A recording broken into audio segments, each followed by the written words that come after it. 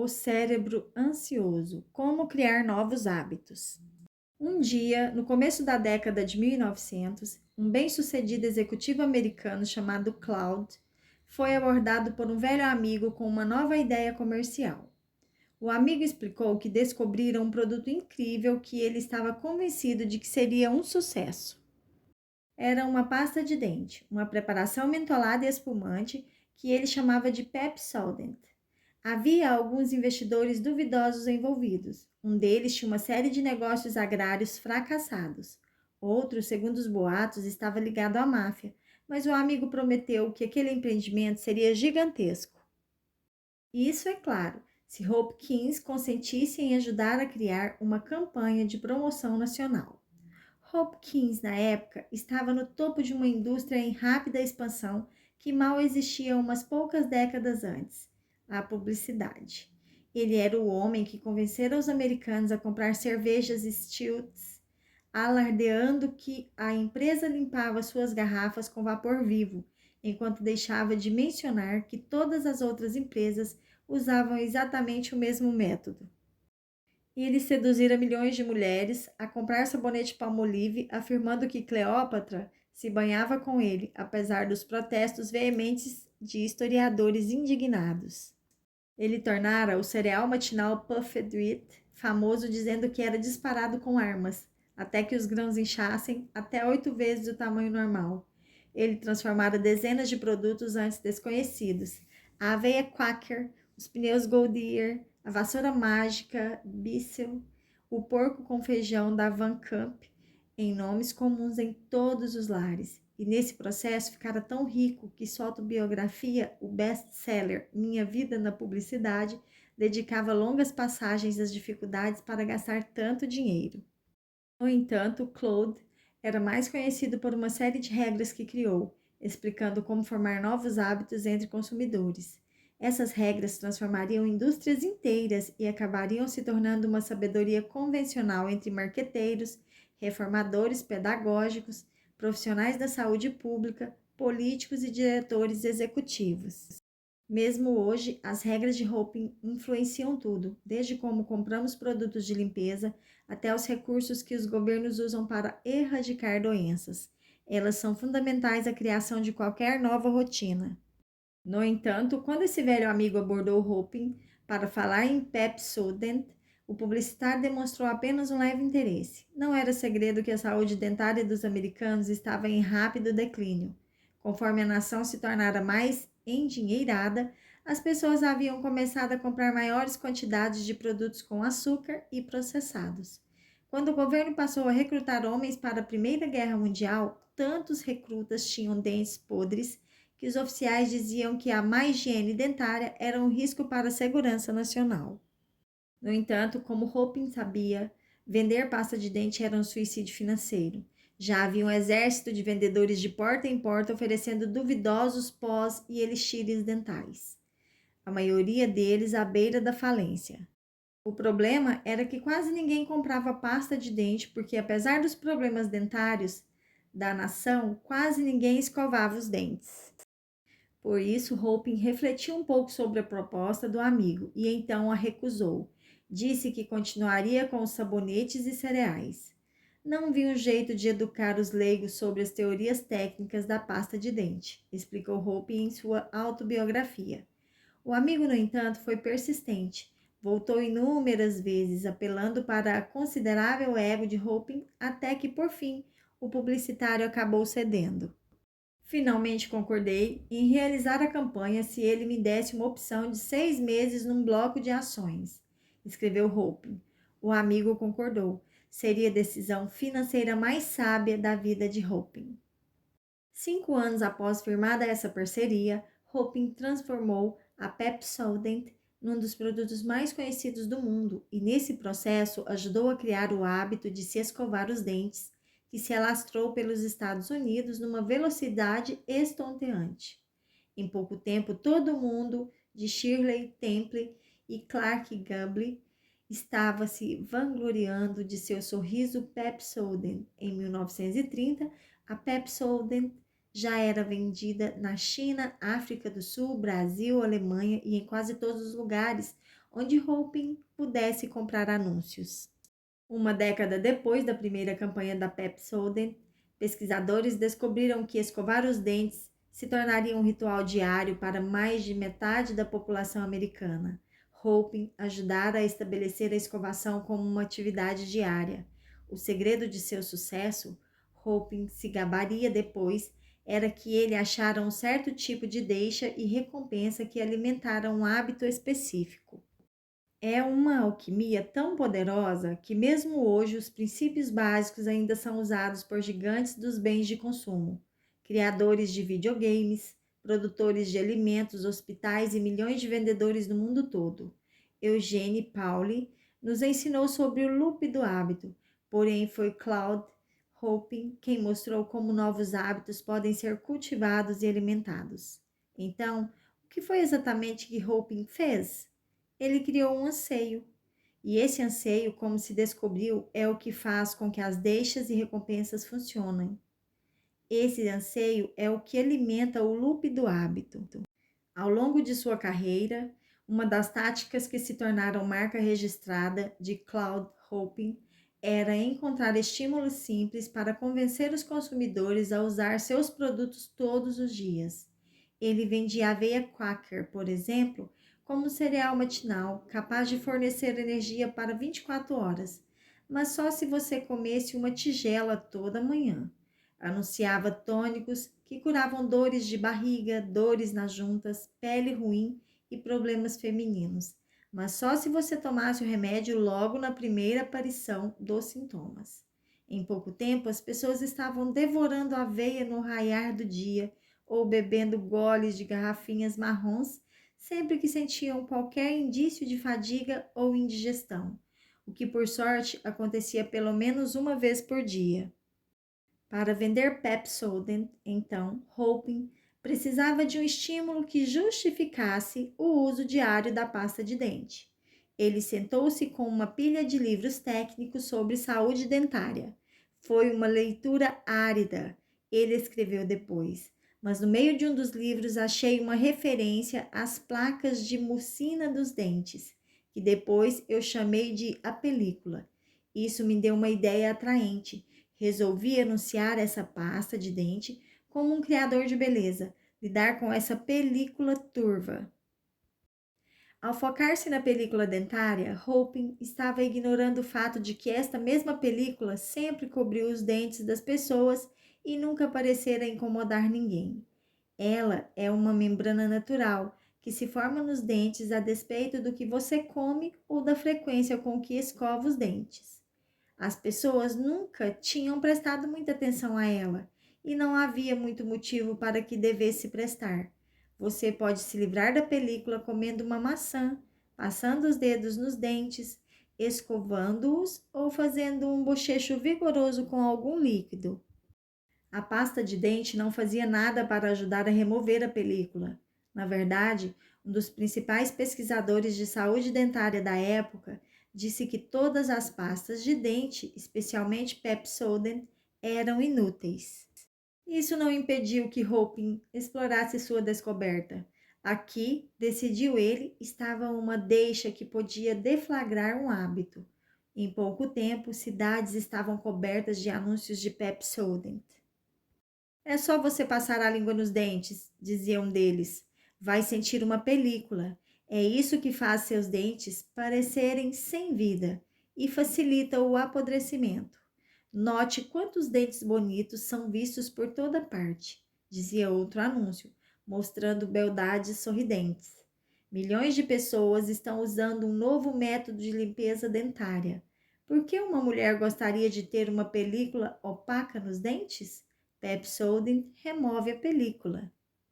O brilhante desses anúncios era que eles dependiam de uma deixa, a película dentária, que era universal e impossível de ignorar. Dizer para alguém passar a língua nos dentes, na verdade, provavelmente faz com que a pessoa passe a língua nos dentes. E quando fazia isso, provavelmente sentia uma película.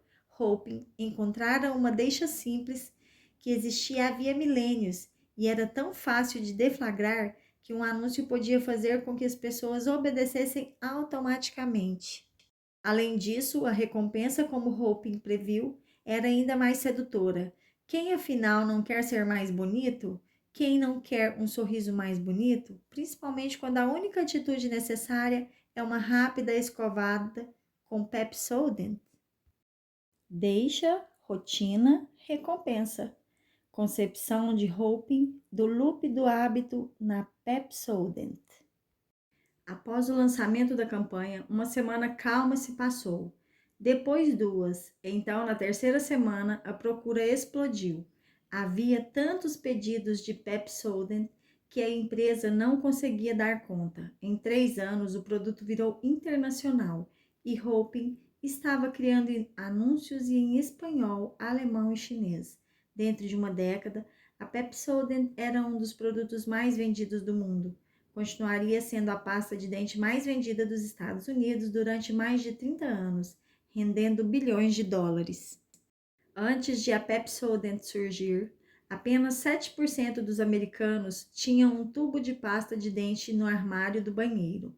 Uma década depois que a campanha publicitária de Hopin foi veiculada nacionalmente, esse número pulara para 65%. Ao fim da Segunda Guerra Mundial, a preocupação das Forças Armadas com os dentes dos recrutas diminuíra, pois muitos soldados estavam escovando os dentes todos os dias. Ganhei $1 milhão com a Pepsodent. Hopin escreveu uns poucos anos depois que o produto surgiu nas prateleiras. O segredo, disse, era que ele aprendera a psicologia humana certa. Essa psicologia era fundamentada em 2 regras básicas. Primeira, ache uma deixa simples e óbvia. Segunda, defina claramente as recompensas. Se você acertasse esses elementos, prometia Hopin, era uma mágica. Veja o caso da Pepsodent.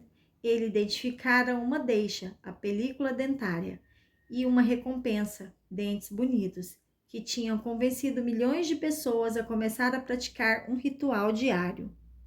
Mesmo hoje, as regras de Hopin são um ingrediente essencial dos livros de marketing e a base de milhões de campanhas publicitárias. E estes mesmos princípios já foram usados para criar milhares de outros hábitos, muitas vezes sem que as pessoas se dessem conta de como estão seguindo de perto a fórmula de Hopin. Estudos sobre pessoas que conseguiram instaurar novas rotinas de exercícios, por exemplo, mostram que é mais provável elas se manterem fiéis a um plano de exercícios se escolherem uma deixa específica, tal como correr assim que chegam do trabalho e uma recompensa clara, como uma cerveja ou uma noite de TV sem culpa. Pesquisas sobre dietas dizem que criar novos hábitos alimentares exige uma deixa pré-definida, como planejar os cardápios com antecedência e recompensas simples para aqueles que persistem em suas intenções. Chegou o momento em que a publicidade, nas mãos de alguns, atingiu o status de uma ciência, escreveu Hopin. A publicidade, antigamente um negócio arriscado, tornou-se assim, sob uma direção competente, um dos empreendimentos comerciais mais seguros. É uma afirmação bastante audaciosa. No entanto, as 2 regras de Hopin, na verdade, não são suficientes. Também há uma terceira regra que deve ser cumprida para criar um hábito. Uma regra tão sutil que o próprio Hopin se baseava nela sem saber que existia. Ela explica tudo, desde por que é tão difícil ignorar uma caixa de donuts, até como uma corrida matinal pode se tornar uma rotina quase sem esforço. Os cientistas e executivos de marketing da Procter & Gamble estavam reunidos em volta de uma mesa velha numa pequena sala sem janelas, lendo a transcrição de uma entrevista com uma mulher que possuía 9 gatos, quando uma pessoa entre eles finalmente disse o que todos estavam pensando. Se formos despedidos, o que acontece exatamente? Ela perguntou. Os seguranças aparecem e nos conduzem para fora ou recebemos algum tipo de aviso prévio? O chefe da equipe, Drake, outrora um astro em ascensão dentro da empresa, olhou fixo para ela. Não sei, ele disse. Seu cabelo estava todo desgrenhado, seus olhos estavam cansados. Nunca achei que a coisa fosse ficar tão grave. Eles me disseram que coordenar este projeto era uma promoção. O ano era 1996 e o grupo, sentado à mesa, estava descobrindo, apesar das afirmações de Claude Hope, como o processo de vender algumas coisas podia se tornar extremamente não científico. Eles todos trabalhavam para uma das maiores empresas mundiais de bens de consumo, a empresa por trás das batatas Pringles, do Oil of Olay, do papel toalha Bolt, dos cosméticos CoverGirls, da Downy e da Duracell, assim como dezenas de outras marcas. A P&G coletava mais dados que quase todo outro empreendimento do planeta e dependia de métodos estatísticos complexos para criar suas campanhas de marketing. A empresa era incrivelmente boa em descobrir como vender coisas. Só no mercado de produtos para lavar roupa, os produtos da P&G lavavam 1 em cada 2 cestos de roupa suja dos Estados Unidos. Seu faturamento anual ultrapassava os 35 bilhões de dólares. Porém, a equipe de Stinson, que foram encarregada de criar a campanha publicitária para um dos novos produtos mais promissores da P&G, estava à beira da derrota. A empresa gastara milhões de dólares desenvolvendo um spray capaz de eliminar odores de quase todo o tecido. E todos os pesquisadores naquela salinha sem janelas não faziam ideia de como convencer as pessoas a comprá-lo. O spray tinha sido criado cerca de 3 anos antes, quando um dos químicos da P&G estava trabalhando com uma substância chamada hidroxipropil beta-ciclodextrina, ou HPBCD, num laboratório. O químico era fumante, suas roupas geralmente cheiravam o cinzeiro. Um dia depois de trabalhar com o HPBCD, a sua mulher o recebeu à porta. Você parou de fumar? Ela perguntou. Não, ele disse. Ficou desconfiado, fazia anos que ela vinha insistindo para que ele parasse de fumar. Aquilo parecia algum tipo de truque de psicologia invertida. É que você não está com cheiro de cigarro, ela disse. No dia seguinte, ele voltou ao laboratório e começou a experimentar HPBCD com vários odores ruins. Em pouco tempo, tinha centenas de ampolas contendo tecidos com cheiro de cachorro molhado, charutos, meias usadas, comida chinesa, camisas mofadas e toalhas sujas. Quando colocou o HPBCD na água e borrifou nas amostras, os odores foram atraídos para dentro das moléculas da substância química. Depois que o borrifo secava, o cheiro sumia. Quando o químico explicou suas descobertas aos executivos da P&G, eles ficaram extasiados. Durante anos, as pesquisas de mercado vinham dizendo que os consumidores estavam pedindo algo que pudesse eliminar maus cheiros, não só disfarçá-los, mas erradicá-los de uma vez por todas. Quando uma equipe de pesquisadores entrevistara consumidores em suas casas, descobriram que muitos deles deixavam suas blusas ou calças do lado de fora depois de uma noite num bar ou numa festa. Minhas roupas estão sempre com cheiro de cigarro quando eu chego em casa, mas não quero pagar uma lavagem a seco toda vez que saio, disse uma mulher. A P&G, detectando uma oportunidade, lançou um projeto ultra confidencial para transformar o HPBCD num produto viável. Eles gastaram milhões de dólares para aperfeiçoar a fórmula, finalmente produzindo um líquido incolor e inodoro capaz de eliminar qualquer odor desagradável. A ciência por trás do spray era tão avançada que a NASA acabaria usando o produto para limpar os interiores dos ônibus espaciais quando voltavam do espaço. A melhor parte é que o produto era barato de fabricar, não deixava manchas e podia eliminar os odores de qualquer sofá fedido, jaqueta velha ou assento manchado de carro. O projeto tinha sido um grande risco, mas a P&G agora tinha tudo para faturar bilhões se conseguisse bolar a campanha de marketing certa. Decidiram batizar o produto de Febreze e convidaram Stinson, um garoto prodígio de 31 anos com formação em matemática e psicologia, para liderar a equipe de marketing. Stinson era alto e bonito, com um queixo forte, uma voz gentil e um gosto por refeições sofisticadas. Preferiria ver meus filhos fumando maconha do que comendo no McDonald's, ele uma vez disse a um colega. Antes de entrar para a P&G, passara 5 anos em Wall Street construindo modelos matemáticos para escolher ações. Quando se mudou para Cincinnati, onde ficava a sede da P&G, foi recrutado para ajudar a cuidar de linhas de produtos importantes, incluindo o amaciante Bounce e as folhas secadora Downy. Mas a Febreze era diferente. Era uma chance de lançar uma categoria totalmente nova de produto, de acrescentar ao carrinho de compras do consumidor uma coisa que nunca estivera ali antes.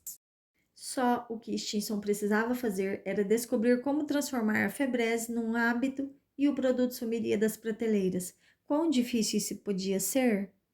Stinson e seus colegas decidiram apresentar o Febreze em uns poucos mercados de teste. Phoenix, Salt Lake City e Boise. Eles foram até essas cidades e distribuíram amostras.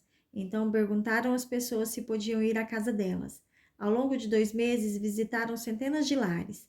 Seu primeiro grande avanço aconteceu quando eles visitaram uma guarda florestal em Phoenix.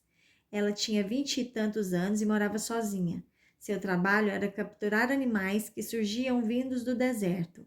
Ela pegava coiotes, racuns, de vez em quando um puma, e gambás, montes e montes de gambás, que muitas vezes aborrifavam quando eram capturados.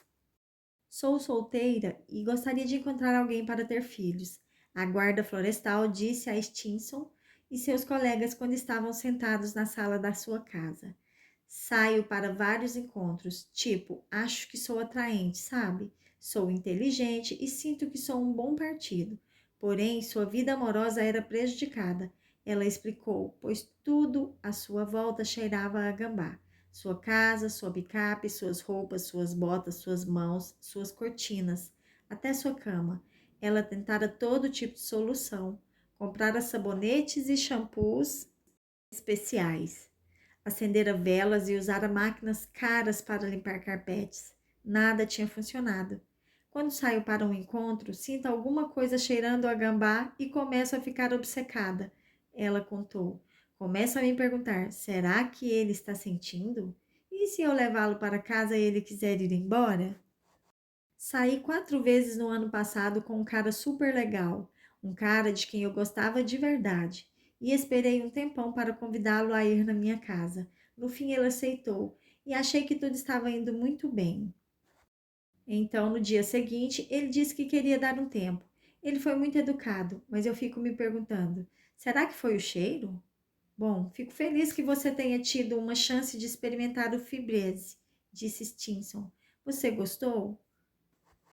Ela olhou para ele, estava chorando. Quero te agradecer, disse. Esse spray mudou minha vida. Após receber amostras de Fibreze, ela tinha ido para casa e borrifado o sofá. Borrifou as cortinas, o tapete, a colcha, seus jeans, seu uniforme, o interior do carro. O frasco acabou. Então pegou outro e borrifou todo o resto. Pedi para todos os meus amigos virem na minha casa, disse a mulher.